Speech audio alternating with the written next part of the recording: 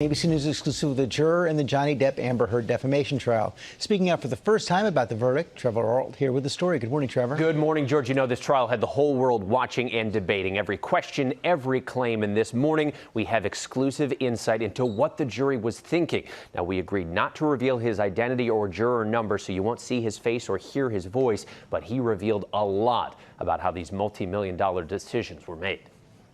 This morning, an ABC News exclusive. New details from the Johnny Depp Amber Heard defamation trial from a member of the jury who says a lot of Amber's story didn't add up, and the majority of the jury felt she was more the aggressor.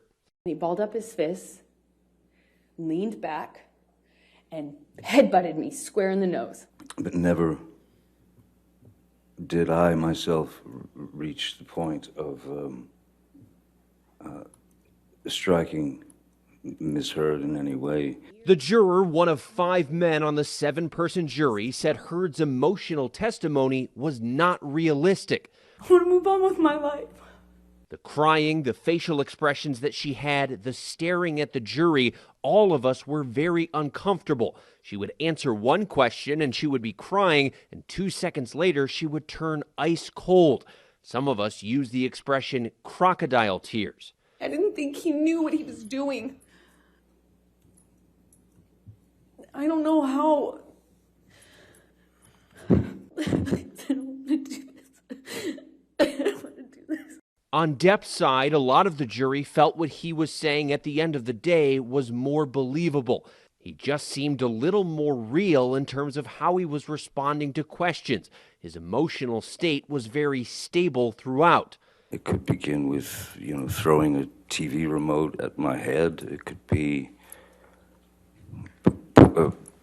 throwing a glass of wine in my face. The juror said the revelation Heard had not donated her $7 million divorce settlement to charity was a fiasco for her. You still haven't donated the $7 million divorce settlement to charity. Incorrect. I pledged the entirety. I use pledge and donation synonymous with one another. She goes on a talk show in the UK. The video shows her sitting there telling the host that she gave all that money away. And the terms she used in that video clip were, "I gave it away. I donated it. It's gone." But the fact is, she didn't give much of it away at all. He also disputed Heard's attorney's claim the jury was influenced by social media, saying, "We followed the evidence. Myself and at least 2 other jurors don't use Twitter or Facebook. Others who had it made a point not to talk about it." He said, "Ultimately, what I think is truthful was that they were both abusive to each other. I don't think that makes either of them right or wrong. But to rise to the level of what she was claiming, there wasn't enough or any evidence that really supported what she was saying." He added that he believed Johnny did not hit Amber.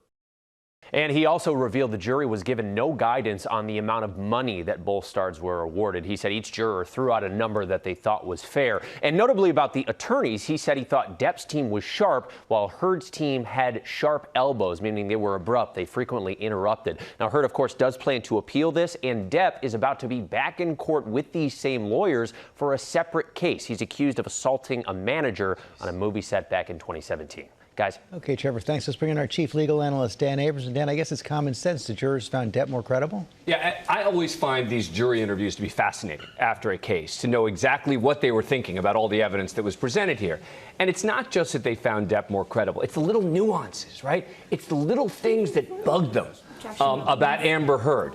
And I think that's so important. People forget that it really can come down to the credibility of the person testifying. We always say in cases, in criminal cases, for example, if a defendant takes the witness stand, the case could come down to the credibility of that witness. And it's true. And it's not just what they're saying, it's how they're saying it. And I think that that's part of what's super interesting. Being overcoached? Yes. And remember, we talked about this on the show. I said there's a danger if she's looking at the jurors too much. That could be a problem. It can seem like she's acting, like it's over-rehearsed. Because, yes, a lawyer will tell a client, try and make sure you look over at the jury, make sure that you recognize them. But I thought she was doing it too much. Every question she was asked, she would pause, she would turn over to the jury, and she'd begin her answer. And it's clear that at least this juror felt that was rehearsed. You said some things about her bugged the juror, but also it seems her legal team bugged them as well. Yeah, and look, you got to wonder whether those two things are intertwined, right? That once they've decided against them, but the lawyering can matter. Yeah. And it's a reminder, it's not just the defendant. It's not just the witnesses. How the lawyers perform can end up either frustrating the jurors, impressing the jurors. I'm not saying it's going to be make or break, but it's a combination of those little things that can make all the difference in a case like this. As you say, it's fascinating to hear what was going on in that jury deliberation room. Did anything this juror say surprise you?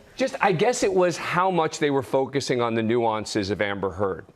Because I was really interested to hear after the fact, what did they think about her? And listen, this juror is saying we thought they were both at fault, right? Because that's how I think a lot of us felt, right? That they both were in this horrible, relationship that was really a problem. But the final point there being, but we didn't believe the allegations that Amber Heard made.